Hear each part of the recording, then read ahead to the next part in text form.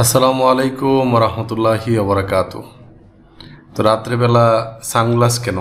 কারণ হচ্ছে এই যে দেখেন আমার যে মেইন গ্লাসটা ইউজ করি এটা মাঝখান দিয়ে ভেঙে গেছে, এটা আবার বানাইতে হবে।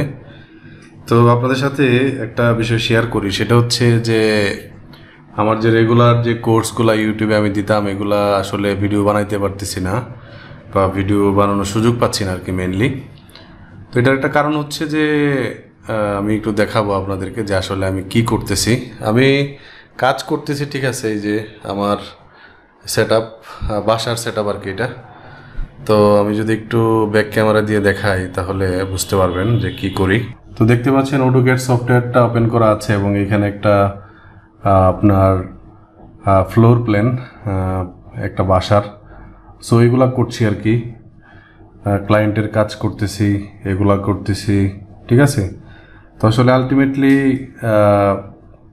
মানে অলস সময় অনেক পার হয়, অবশ্যই অলস সময়টা কাজে লাগাইলে ইউটিউবে অনেক ভিডিও বানানো যাইতো, কিন্তু এদিকে একটু ফোকাস একটু বেশি, এই কারণে ইউটিউবে ফোকাস দিতে পারছি না। তো ছোট্ট একটা আপডেট, আমার জন্য দোয়া করবেন আমি যাতে আমার ক্যারিয়ারে অফলাইন এবং অনলাইন দুইটা ক্যারিয়ারেই আল্লাহ রাব্বুল আলামিন আমাকে অনেক যাজা দেন।